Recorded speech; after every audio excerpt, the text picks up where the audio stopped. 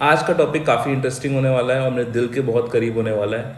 Today I will be sharing you my failure story and the comeback.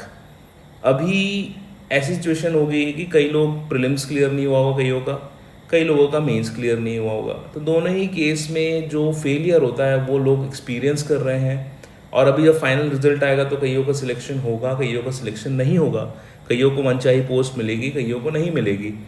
इन सब के बीच पे most of us, 99% of us will be treating ourselves as a failure। उस failure के दौरान उस failure को experience करते हुए क्या क्या इमोशंस मेरे पर्सनल मन में आए थे एंड उनको मैंने कैसे काउंटर किया था उस टाइम पे, और किस हिसाब से मैंने तैयारी की थी कि एक बहुत ही सेटिस्फैक्ट्री रिजल्ट लास्ट में निकल के आया।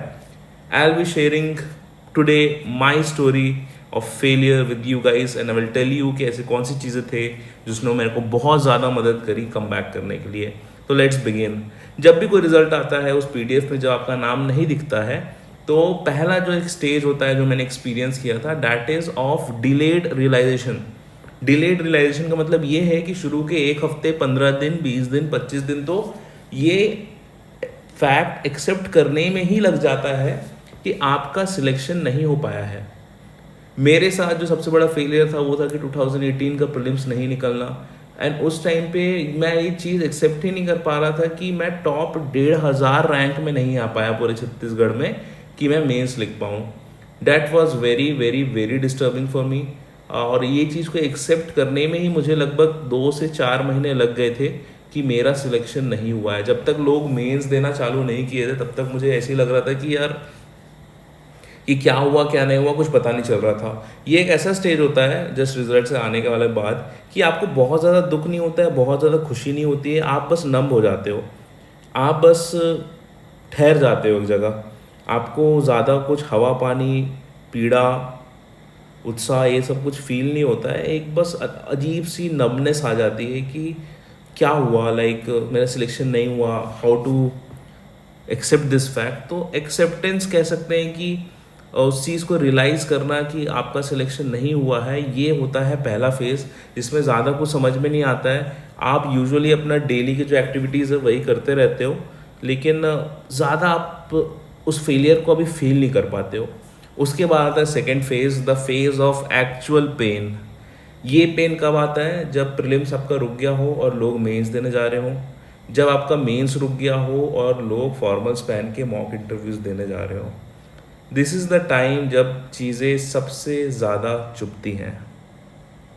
This is the time that you realise कि आपका सिलेक्शन नहीं हुआ है एंड जो अपॉर्चुनिटी आपके पास होनी चाहिए थी आज वो आपके सामने वाले के पास है। हो सकता है कोचिंग में कोई साथ में पढ़ता हो सकता है साथ में कोई तैयारी कर रहा हो, कोई दोस्त हो सकता है, या फिर लाइब्रेरी में पढ़ने वाले ऐसे लोग हो सकते हैं जिनको आप बाई फेस जानते हो लेकिन उनका चेहरा नहीं जानते हो। आप देख रहे हो यार इनका भी सिलेक्शन हो गया, मैं तो इससे बहुत ज़्यादा मेहनत करता था, ये तो घूमते रहता था, ये तो घूमते रहती थी, ये तो इधर उधर फोटो डालते रहती थी, फिर भी इसका सिलेक्शन हो गया और मेरा सिलेक्शन नहीं हुआ। दिस इज़ द टाइम जब एक्चुअली में आपका जो फेलियर है दूसरों के सक्सेस के सामने आता है एंड यू स्टार्ट कंपेयरिंग कि मेरे में ऐसे क्या कमी थी कि ये निकाल गए और मेरे से नहीं निकला। And this is the most painful part. यहाँ पे पिछले फेज के अनलाइक आप अपनी डेली एक्टिविटीज़ नहीं कर पाते हो और कहीं ना कहीं सामने वाले के लाइफ में प्रोग्रेस देख के आपको ये लगता है कि भाई हमारे जो लाइफ की जर्नी है वो तो एक ही तरह से जा रही थी, अब ये इंटरव्यू देने जा रहा है और मेरे को एक पूरा सर्कल फिर से घूम के आना पड़ेगा। तो this is very painful and usually ये तब होता है जब जो फेज़ एग्जामिनेशन का जो आप कह सकते हैं कि आपको उस फेज़ में होना चाहिए था लेकिन आप उसके जस्ट पहले वाले फेज़ में रुक गए हो। तो जब सामने वाला उस फेज़ के लिए तैयारी कर रहा होता है, उसमें जा रहा होता है, उसका वो फेस आ गया होता है, तो वो जब मेंस लिखने जा रहा है तो तकलीफ़ होगी, वो जब इंटरव्यू देने जा रहा है तो तकलीफ़ होगी, और जब सिलेक्शन हो जाएगा फाइनली और आपके पहचान के टॉपर्स उस लिस्ट में दिखेंगे जो आपको लगता है कि आप उनसे ज़्यादा अच्छा परफॉर्म करते हैं अगर आपने मेंस लिखा होता, तो वो तो हद ही हो जाती है दर्द की। तो this is the second phase of actual pain या फिर एक्चुअल सफरिंग, जिसमें आपको रियलाइज़ होता है कि आप थोड़ा सा पीछे छूट गए हो। देन उसके बाद फाइनली अभी तक तो आपको वो चीज़ एक्सेप्ट हो ही नहीं पाई है 100% कि आपने कुछ गलती की थी। You start the blame game. Blame game मतलब इसका कैसे सिलेक्शन हो गया, ये तो पर्टिकुलर इस कास्ट का है, इसके पिताजी यहाँ पे है, इसके पापा वहाँ पे है, ये तो पढ़ता नहीं था, ये भ्रष्ट है, वो भ्रष्ट है। तमाम प्रकार की कॉन्स्पिरेसी थ्योरीज आप खुद से बनाएंगे, अपने इमीडिएट फ्रेंड सर्कल में डिस्कस करेंगे, आप सोशल मीडिया पे डिस्कस करेंगे, आप सोशल मीडिया में लीड करेंगे इस प्रकार के मूवमेंट को, और कहीं ना कहीं कह सकते हैं कि आपको एक फॉल्स सेंस ऑफ सेटिस्फेक्शन आएगा ये सब चीज़ करते हुए, क्योंकि आपके साथ अभी जनता है, आपको ऐसा लग रहा है कि आपने जन भावना को पकड़ लिया है और आप एक प्रकार के एक्टिविस्ट हो गए हैं, थ्योरिस्ट हो गए हैं, पूरी दुनिया भ्रष्ट है, आप ही ईमानदार हैं इस पूरी दुनिया में। ये एक फेज़ आता है जिसमें आदमी काफ़ी ब्लेम करता है। This is the phase of blame game, कि भाई इसमें तो ऐसी मार्किंग होती है, आँख बंद करके मार्किंग होती है, कुछ भी कुछ नंबर दे रहा है, इस प्रकार की चीज़ें इस फेज़ में लोग करते हैं। ये हो गया आपका तीसरा फेज़। चौथा फेज़ जो आता है फेलियर का, जो मैंने पर्सनल एक्सपीरियंस किया है, कि जब ये सब चीज़ शांत हो जाती है, जब लोगों का अपॉइंटमेंट लेटर आता है, वो अपने लाइफ में बिजी हो जाते हैं, पूरी की पूरी जनता दूसरे एग्ज़ाम की तरफ मूव कर जाती है, अगले सीजीपीएससी की बात करती है, अगले बड़े वनडे एग्ज़ाम की बात करती है, अगले क्लास 2 ऑफिसर्स की वैकेंसी आने की बात करती है, तो आपके जो आजू बाजू जो लोग आपको वैलिडेशन दे रहे थे आपकी डिफरेंट थ्योरीज को सुन के, हाँ में हाँ मिला रहे थे, सोशल मीडिया में हो गया, आपके इमीडिएट फ्रेंड सर्कल में हो गया, ये सब बिजी हो जाते हैं उन वनडे एग्ज़ाम्स की तैयारी में, उस इंटरव्यूज़ की तैयारी में, या फिर कुछ लोग छोड़ के कोई दूसरे एग्ज़ाम की भी तैयारी करने लगते हैं। दिस इज़ द टाइम जब आप फिर से एक बार अकेले हो जाते हो and you start seeing the world for what it is. यहाँ पे आपको रियलाइजेशन होता है कि लोगों की सिलेक्शन हो गई है, मेरे कॉन्स्पिरेसी थ्योरी का कोई मतलब नहीं है। The thing is I failed. मेरे फेल होने के बावजूद इस बार 200-250 लोगों का सिलेक्शन हुआ है, 10-15 लोग डीसी बने हैं, 50-60 लोग क्लास 1 ऑफिसर्स बने हैं, and I am still in the examination process. और इसको जो भी मैं ब्लेम कर लूँ, कुछ गलत हुआ हो, कुछ बहुत गलत हुआ हो, इसके बारे में मैं कुछ नहीं कर सकता। मुझे ये एग्ज़ाम लिखना पड़ेगा and I have to prepare myself for next year. This is the time जब आप बहुत लोनली होते हो, बहुत डिप्रेस्ड होते हो, पूरा मार्केट ठंडा हो चुका होता है, एंड आपको रियलाइज़ होता है कि अब जंग सिर्फ आपके और उस सिलेबस के बीच में है जिसमें आपकी तैयारी में कुछ कमी रह गई थी। इसके बाद जो फेज़ आया मेरा, डैट वाज कि आई स्टार्टेड एनालाइजिंग। मेरे को एक चीज़ समझ में आ गई कि यार देखो, गलती तो कहीं ना कहीं हुई है ना। वो क्वेश्चन अटेम्प्ट करने में हो, आंसर राइटिंग करने में हो, अपने इमोशन संभालने में हो, अपना कह सकते हो टाइम मैनेजमेंट करने में हो, अपने डिसीजन मेकिंग मैनेज करने पे हो, तो कहीं ना कहीं तो गलती हुई है। तो इसके बाद मैंने यही किया 2018 प्रीलिम्स के बाद, कि मैंने एनालाइज करना चालू किया कि मेरे CGGS में ज़्यादा गलत हुए हैं या इंडिया GS में ज़्यादा गलत हुए हैं। अगर CGGS में ज़्यादा गलत हुए हैं तो मैंने उसमें लिस्ट निकाली कि ऐसे कौन से क्वेश्चन हैं जो मैंने गलत किए हैं और ऐसे कौन से क्वेश्चन मैंने ब्लैंक छोड़ दिए हैं। फिर देखिए जो क्वेश्चंस गलत हुए हैं और जो क्वेश्चंस ब्लैंक छोड़ दिए हैं, ये कौन से कैटेगरी के क्वेश्चंस हैं। ये क्या ऐसे क्वेश्चंस हैं जो मुझे बनने चाहिए थे लेकिन मैं सिली मिस्टेक कर बैठा, या कोई ऐसे क्वेश्चंस हैं जो सिलेबस से ही संबंधित और बहुत कॉमन क्वेश्चंस हैं जो मैंने नहीं पढ़ा। क्या ये ऐसे क्वेश्चंस हैं जो भगवान क्वेश्चंस हैं और यहाँ से बिल्कुल भी पढ़ने लायक नहीं था और ये छोड़ने लायक ही क्वेश्चंस था। क्या ये ऐसे क्वेश्चन है जो करंट अफेयर से रिलेटेड है और मेरे थोड़ा कमज़ोर था करंट अफेयर, तो मैंने नहीं अटेम्प्ट कर पाया। तो ऐसा करके मैंने सॉर्ट किया, ठीक है, कि क्या था क्या नहीं था। तो मेरे केस में जो मेरे को रियलाइज़ हुआ ये था कि नॉलेज में कोई दिक्कत नहीं थी, दिक्कत थी एक्सिक्यूशन में। द रीज़न इज़ कि मैं बहुत ज़्यादा कंफर्टेबल हो गया था और मैंने जो क्वेश्चंस लॉजिक से 2 ऑप्शन के बीच में एलिमिनेट करके रिस्क लिया जा सकता था, उतने रिस्क नहीं लिए। मैं सिर्फ 75 क्वेश्चन अटेम्प्ट किया और मैं आ गया। I should have attempted at least 85 to 90 questions. तो ये मेरा एक पर्सनल ड्रॉबैक था जो मुझे उस समय समझ में आया। इसके बाद जो फेज़ आया दोस्तों, that was I started learning from my mistakes. मुझे इतना पता था 2018 के फेज़ में कि 2018 प्रीलिम्स नहीं होने के बाद मुझे ये रियलाइज़ हो गया कि देखो, प्रीलिम्स में ज़्यादा मेहनत करने की ज़रूरत नहीं है। मुझे बस अपनी स्ट्रैटेजी, उस 100 क्वेश्चंस को कैसे डील करना है, वो मेरे को एग्जामिनेशन हॉल के उस 2 घंटे में हैंडल करना है। ज़्यादा कुछ नया पढ़ना नहीं है, प्रैक्टिस करना है। तो मैंने प्रैक्टिस करने चालू करी। जितने भी PSC के क्वेश्चंस पेपर है सब लगाए मैंने, जितने व्यापम के पेपर थे सब लगाए, जितने भी UPSC, UPPSC, बिहार PSC के क्वेश्चन सब लगाए। उसके बाद ये आ गया कॉन्फिडेंस अंदर से कि हाँ, कहीं ना कहीं प्रीलिम्स में निकाल लूँगा। ठीक है। और हुआ भी ये, 2019 का प्रीलिम्स ले लो, 2020 का प्रीलिम्स ले लो, दोनों में ही मतलब जीएस में मतलब 158 नंबर लाए और 122 नंबर लाए, जहाँ पे कट ऑफ 15 नंबर कम जा रहा था, 140 जा रहा था एक जगह, और एक जगह लगभग 105 गया था। तो हर जगह 15 से 17 नंबर ज़्यादा प्लस करके मैंने बहुत ही सेफ जोन में कट ऑफ निकाला। तो ये हो गया। दूसरी चीज़ मेरे को समझ में आई कि मेरा प्रीलिम्स का लेवल तो ऑलरेडी आ गया था, 2018 भले ही रुक गया वो 2-3 नंबर से। अब मुझे लॉन्ग टर्म प्लानिंग करनी थी कि भाई चलो प्रीलिम्स तो तुम क्वालिफाई करने लायक हो गए हो, लेकिन अभी अभी सिलेबस चेंज हुआ है, पेपर 7 पूरा नया है, इंडियन ज्योग्राफी पूरा नया है, फिलॉसफी, सोशलॉजी, पबैड, ये तुमको कुछ आता नहीं है, लैंग्वेज आता नहीं है, एस्से आता नहीं है। तो मतलब जीएस कह सकते हैं पेपर 3 GS1 के अलावा मुझे तो कुछ आता ही नहीं है। मैंने जो 1 साल 1.5 साल मेहनत करी है वो तो सिर्फ और सिर्फ GS3 और पेपर 4 साइंस में करी है और CGGS में करी है। बाकी मेरा 60-70% पोर्शन तो बिल्कुल भी प्रिपेयर्ड नहीं है। तब मुझे समझ में आ गया कि अगर मैं 2019 का प्रीलिम्स क्लियर कर भी लेता हूँ तो उसके मेंस में मैं क्या करूँगा। तो जो सबसे बेहतरीन चीज़ मैंने करी उस टाइम पे कि 2018 अगस्त से लेके 25 अगस्त, मेरे को अभी भी डेट याद है, मैंने टेस्ट सीरीज ले ली और उसको मैंने लगभग 31 दिसंबर तक मैंने पूरा मेंस टेस्ट दिया।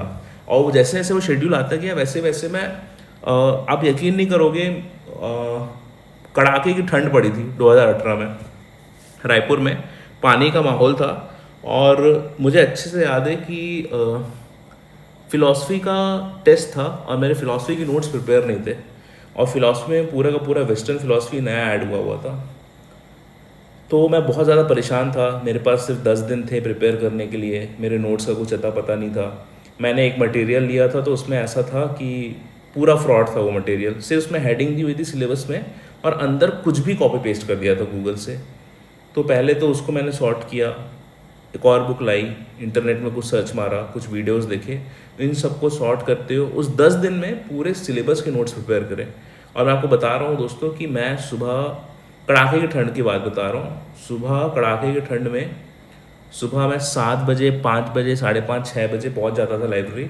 एंड मुझे अच्छे से याद है कि मैं पूरे दिन भर नोट्स बनाता था। और ऐसे तो कई दिन हुए हैं कि रात के 2 बजे, 2:30 बजे कड़ाके की ठंड रायपुर में मैं बाइक चलाते हुए आता था और मैं स्वेटर भी भूल जाता था। मतलब मैं ठिठुरते हुए घर पहुंचता था, सामने बैग लटकाता था क्योंकि अब कुछ है नहीं तो कम से कम तबीयत ख़राब ना हो जाए, है ना। तो अपने छाती में बैग लटका के मैं बाइक में धीरे धीरे आता था ताकि ज़्यादा ठंड ना लगे, और उसमें भी एक हाथ को अपने बैग और अपने सीने के बीच में रख लेता था ताकि ज़्यादा ठंड ना लगे। ठीक है, तो ऐसा करते हुए मैं आता था और मेरे दिमाग में एक ही चीज़ चलता था कि भाई कल कौन सा नोट्स बनाना है, कल क्या करना है। So this was the level of dedication that I had. उसके बाद उस 10 दिन में उसको नोट्स को प्रिपेयर करना और उस नोट्स को रटना और जाके उस एग्ज़ाम में लिखना, दीज 3 वेयर दोज थिंग्स की मुझे नहीं पता मैंने कैसे कर लिया, लेकिन उस टाइम पे इतना डिटर्मिनेशन था, माँ सरस्वती की कृपा थी कि मुझे पता था कि I am not talented enough. मेरा ऑलरेडी प्रीलिम्स रुक गया है, मैं टॉप 1,500 लोग में नहीं आ सकता हूँ, तो how can I expect myself to come in top 5 to secure a DC post. तो these were the calculation that were going in my mind. और वो रीज़न है उस ठंडी, कड़क ठंडी की सर्द रातों में, रात के 2 बजे बिना ग्लव्स, बिना स्वेटर के लौटते हुए, उस कह सकते हैं उस बाइक में ठुठुरते हुए जो नीर जा रहा था, दैट इज़ द रीज़न कि उस पेपर 6 में one of the highest marks 135, 136 marks मैंने खींचे, which was one of the highest उस पेपर में, है ना। And that is the reason कि लैंग्वेज में 161 नंबर आए, बिकॉज साइंस को मैंने कितने पता नहीं 8, 10, 20, 25 बार रिवाइज किया होगा। तो every dot, every comma, every question mark, जितना भी रफ वर्क मैंने किया उस फेलियर वाले सीजन में after realising my mistake, everything added up in 2019 का प्रीलिम्स में एंड 2019 के मेंस में। और दोनों ही प्रीलिम्स और मेंस में दूर दूर तक मतलब ऐसा था कि I was second to none literally, है ना। उस GS वाले पेपर में 157, 158 लाना 200 नंबर पे, CSET में 177 या 180 लाया था, लगभग 90 क्वेश्चन सही थे मेरे। भले वो क्वालिफाइंग था but I was so determined कि अब इसको एस करना ही है। उसके बाद मेंस में भी इतने बड़े मार्जिन से लीड लेके मेंस के बाद इंटरव्यू में पहुंचना, everything is was just a result of my share will and determination. कि इतने फेलियर के बाद भी मुझे ये रियलाइज़ हो गया था कि आई वॉज नॉट स्पेशल, है ना। आप में से जो सुन रहे होंगे जिनका एक पेपर रुक गया होगा, you are also not special. मुझे अगर मेहनत करनी पड़ी तो आपको भी मेहनत करनी पड़ेगी, and that is the way, and that is the only way to overcome your failure. अगर आप यहाँ से क्विट करके चले जाओगे तो you will always be failure. आप हमेशा उस फियर के साथ रह जाओगे यार कि पीएससी नहीं फाइट कर पाए, है ना। एंड द ग्रेटेस्ट चेंज इस पूरे जर्नी में, मेरे फेलियर के जर्नी में, and the come back that was happened, उसमें सिर्फ एक ही मैंटेलिटी थी, दैट वॉज कि in my first attempt I was not ready to fail. ठीक, मैं अपने आप को बार बार कहता था कि you can not fail, you can not fail. लेकिन जब मेरा सेकेंड अटेम्प्ट आया और जब मैं फेलियर फेस कर चुका था, तो my attitude change to I am ready to fail and start over again, है ना। भले ही चीज़ें बिखर जाएगी, मैं एक एक को पकड़ के फिर से खड़ा करूँगा, जो हो जाए। तो that was the basic difference and that is the reason कि आई एम हियर। अगर वो 2018 का प्रीलिम्स निकल जाता ना, तो मैं किसी क्लास 3 पोस्ट में सड़ रहा होता आज के डेट में। मैं बहुत ही फ्रैंकली और ओपनली बोल रहा हूँ इस चीज़ को, क्योंकि मेरा मेंस ऐसा था कि मैं कुछ भी कुछ करके 50-70 रैंक तो ले ही आता, बहुत आराम से 50-70 रैंक तो ले ही आता। I was very confident. लेकिन 50-70 रैंक में क्या होता, कोई क्लास 3 नॉन गैजेटेड पोस्ट मिलती और एक बार जॉब में घुसने के बाद सैलरी आने लगती, and I wouldn't have been able to do anything. But the only reason that I came back was my determination, my will power, and most importantly 2018 का failure is the reason for my come back. अगर वो नहीं हुआ होता ना दोस्त, तो इतने ऊपर भी नहीं आ पाते। मैं एकदम ऑनेस्टली बोल रहा हूँ, अगर 2018 का प्रीलिम्स नहीं रुकता तो 2019 में रिजल्ट नहीं आता मेरा। मैं एकदम फ्रैंकली बोल रहा हूँ। तो whatever failure you are facing is surely leading you to a higher position. ठीक है, अभी आपकी तैयारी अच्छी नहीं थी, एक्सेप्ट कर लो, इस पर वर्क करो 6 महीने और सीधा टॉप की पोस्ट को टारगेट करो। अच्छा हुआ रुक गया, अच्छा हुआ। टॉप 50 टॉप 70 होने से अच्छा है कि 1,500 के ही बाहर हो जाओ और अगली बार आके सीधा टॉप 10 में आओ। ठीक है, तो आपको जो फेलियर है that will become the reason for your come back, and this is my story and this is surely going to be yours as well. Keep working, भरोसा रखो खुद पे, खुद की मेहनत पे। 6 महीने और की बात है, फिर से आ जाएगा रिजल्ट, और एक बार पॉजिटिव रिजल्ट आते जाएगा तो मोटिवेशन अपने अंदर बनते जाएगा ऑटोमेटिकली। ठीक है, तो this failure is the reason for your come back. Make this failure the reason of your come back.